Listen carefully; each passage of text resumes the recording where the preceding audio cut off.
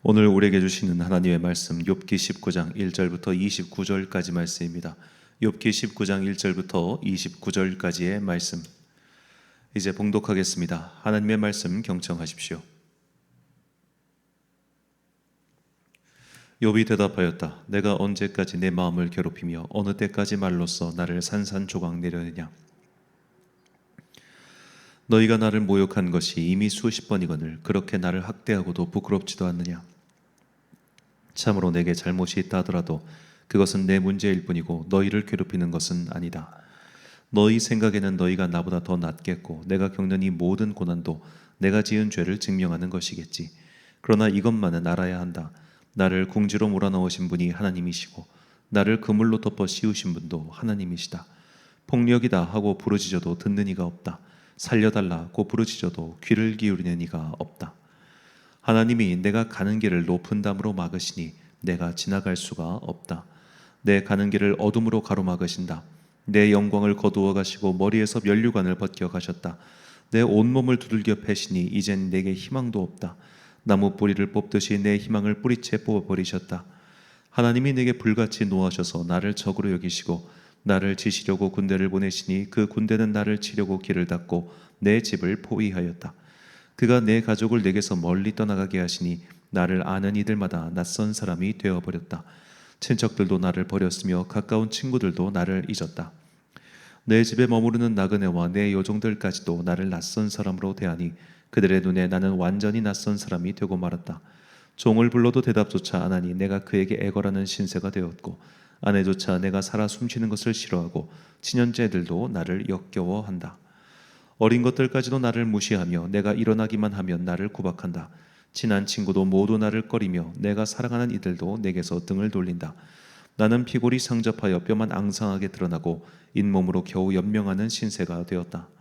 너희는 내 친구들이니 나를 너무 구박하지 말고 불쌍히 여겨다오.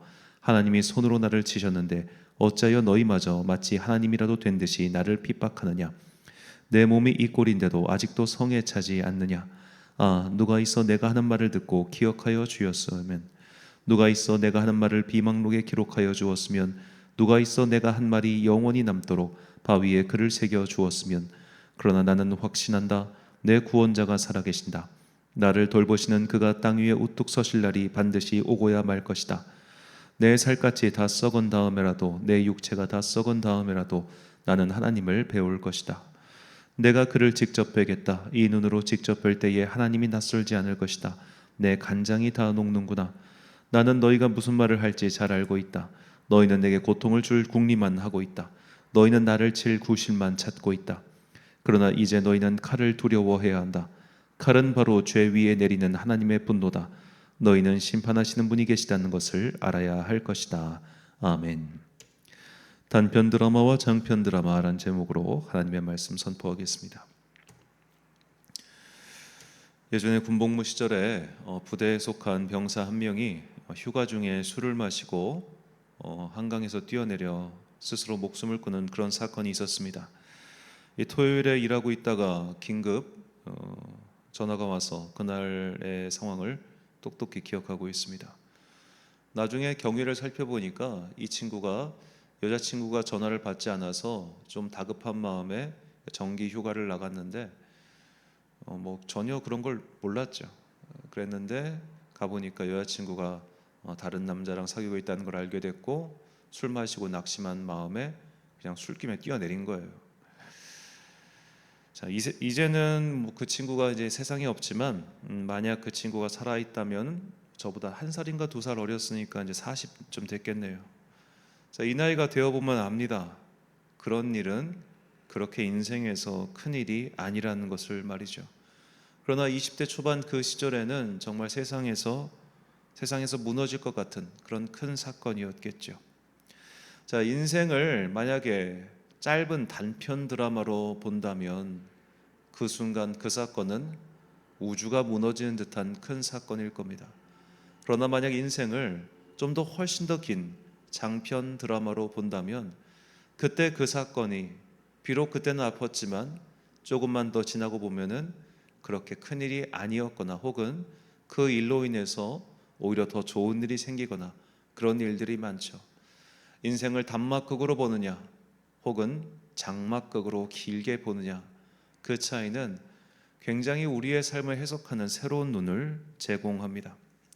그래서 우리는 누군가의 인생, 스스로도 마찬가지고요, 나의 인생이든 남의 인생이든 그 짧은 한순간만 잘라내서 그걸 단막극처럼, 단편극처럼 해석해서는 안 됩니다.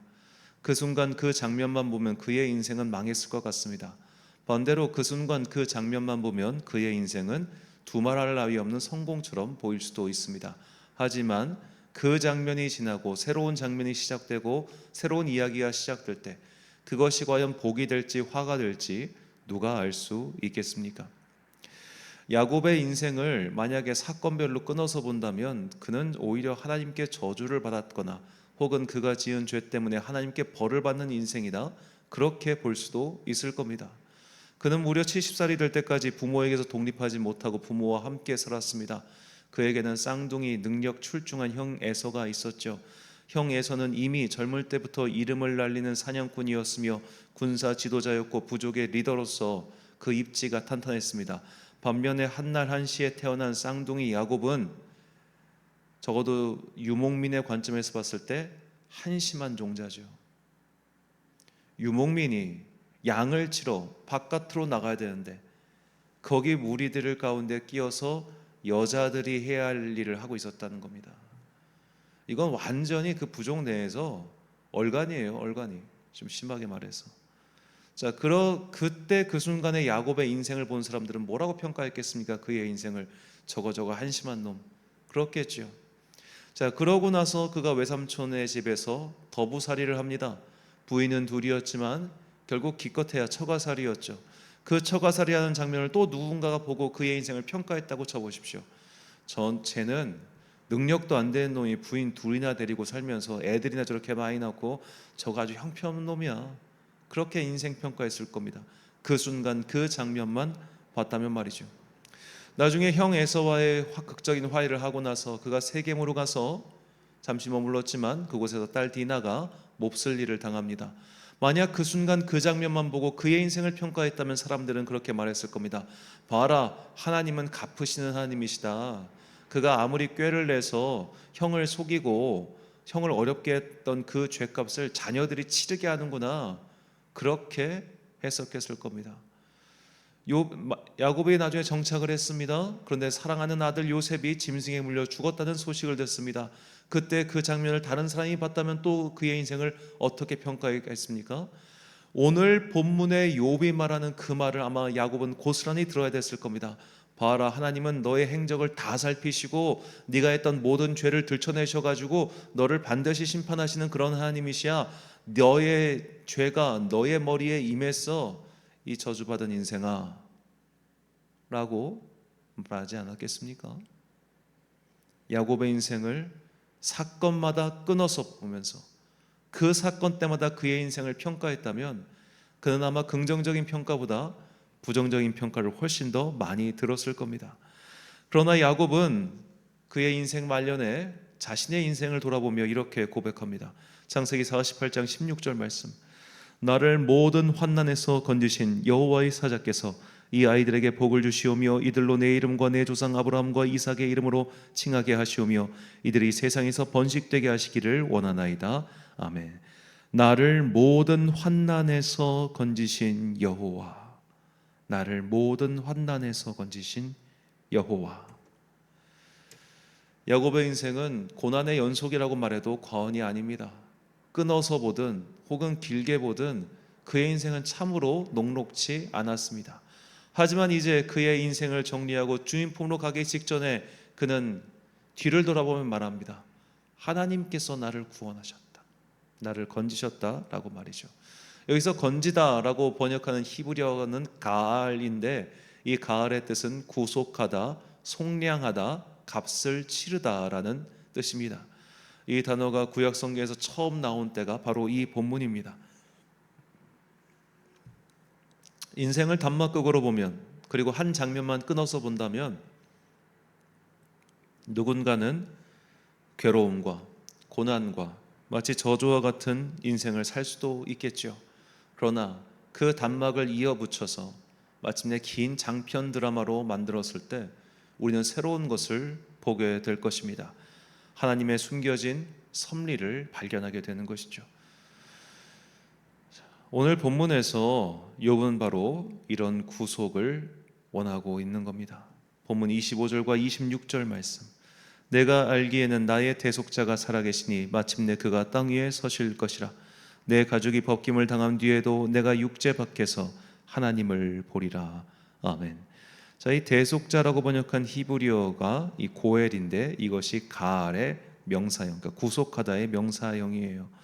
이 고엘이라고 하는 이 단어가 가장 많이 나온 게 레위기 25장에 나오는 기업 물을 자입니다.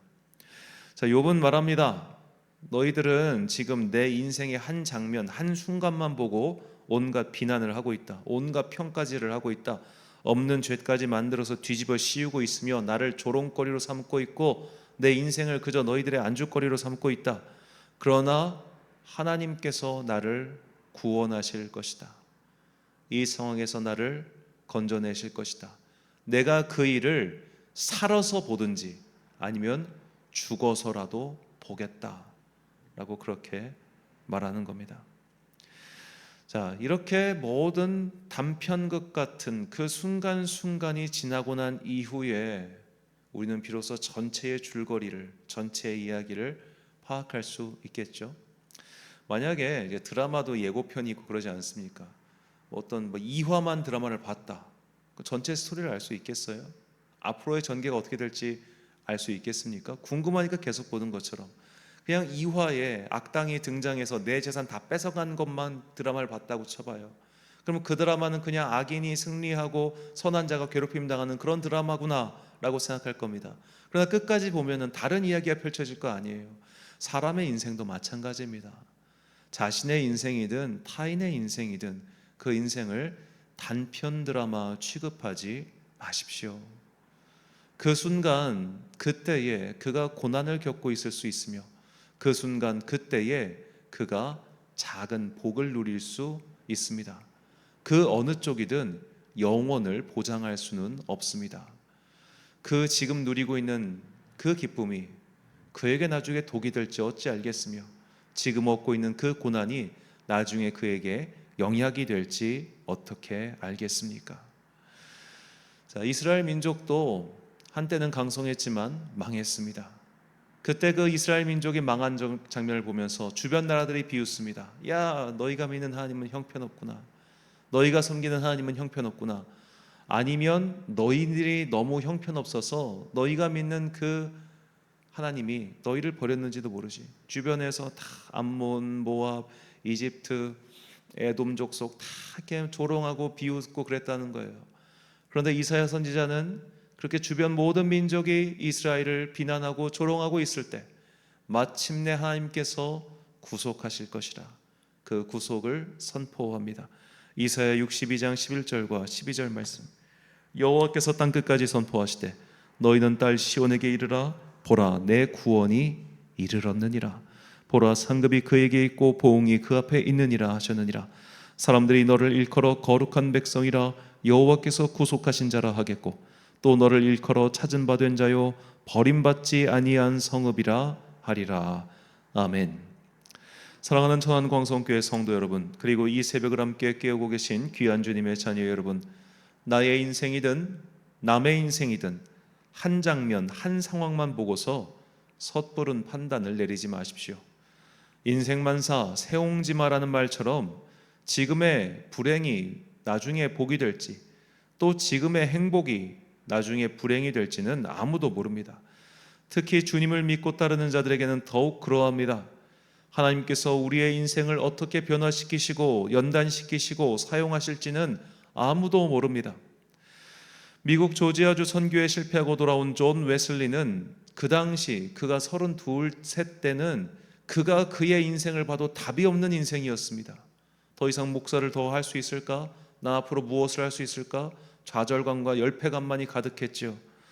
자, 그가 인생의 밑바닥에 떨어졌을 때 그는 성령님을 체험합니다. 그의 인생에서 가장 아주 참 속된 말로 리즈 시절인, 요즘 애들 표현으로 최고의 전성기였던 20대에 옥스퍼드 대학교를 다니면서 홀리클럽을 만들고 사람들의 앞에서 그렇게 당당하게 성경대로 사는 삶, 경건주의적인 삶을 그렇게 보여주고 설파했던 그 당시에 웨슬리에게는 임하지 않았던 성령이 그가 인생 바닥을 치고 미래의 전망이 보이지 않을 때 임하셨다는 것, 이것이 하나님의 구속의 역사입니다. 그러므로 지금 이 순간 그 짧은 한 가지 상황만 가지고 나의 인생과 남의 인생을 함부로 판단하는 그런 어리석은 일은 결코 하지 마십시오. 하나님의 일은 참으로 신묘막측하여 우리가 생각하고 우리가 기대하는 그 이상을 우리에게 보여주시기 때문입니다. 고난 중에도 구속의 은혜를 기다리고 있었던 욥처럼, 그리고 성경에 나온 수많은 사람들의 인생처럼 우리도 주님의 구원을 기다립니다. 지금 비록 어려운 상황으로 인해 신음하고 계신다고 해서 낙심하지 마십시오. 하나님께서 베푸시는 그 역전의 은혜가 오늘도 눈물 흘리며 애통하며 기도하는 모든 주님의 자녀들에게 임하시길 예수님의 이름으로 축원합니다. 기도하겠습니다. 사랑과 은혜가 충만하신 아버지 하나님, 하나님께서 베풀어 주시는 역전의 은혜가 모든 성도들에게 임하시길 간절히 소망합니다. 지금 당장 오늘 일어난 그 일 하나 때문에 일이 일비하는 인생 되지 않게 하여 주옵소서. 기쁠 날도 있고 슬플 날도 있으며 잘 될 때도 있고 안 될 때도 있습니다. 안 되는 것이 내 인생 전부를 망치는 것도 아니었으며 잘 된 것이 내 인생 전부를 잘 되게 만드는 것도 아니었습니다. 단편 사건으로 인생을 끊어보고 판단하는 어리석은 자들 되지 않게 하여 주옵시고, 하나님의 그 구속의 놀라운 은총을 긴 호흡 가운데 기다리고 소망하고 기도하는 주의 거룩한 자녀들 되게 하여 주옵소서. 한 주간의 업무를 시작하는 월요일입니다. 오늘도 각자의 삶의 터지에서 열심히 살아가는 당신의 자녀들에게 복과 은혜를 내려 주옵소서. 특별히 내가 아무리 선한 마음을 가지고 이 세상을 살아간다 할지라도 인생에는 여러 가지 환난과 위협이 있습니다. 특히 악한 자들은 우리를 넘어뜨리고 괴롭히고자 의도적으로 접근하여 여러 가지 행각을 벌이곤 합니다. 주여, 그런 악인들의 손에서부터 우리를 지켜주시고 우리가 주님의 능력의 손 안에서 평강과 은총을 얻을 수 있도록 우리를 능력의 장중에 붙들어 주옵소서. 더위가 본격적으로 시작되는 단오가 지나갑니다. 주님, 낮에 해를 막는 구름과 비를 보내주사 우리가 이 무더위에 건강 상하지 아니하도록 주여 그들을 지켜 주옵소서. 오늘 하루도 참 좋으신 우리 주님의 은총과 평강이 모든 성도들과 함께 하시길 간절히 소망하오며, 이 모든 말씀 우리 구주 예수 그리스도의 이름으로 기도드립니다. 아멘. 오늘의 기도 제목입니다. 마침내 역전시키시고 회복시키시고 구속하시는 하나님의 섭리와 은혜가 속히 임하게 해달라고 기도하십시오. 오늘 주신 기도의 제목 가지고 기도와 묵상에 힘쓰는 하루 되시길 바랍니다. 기도하겠습니다.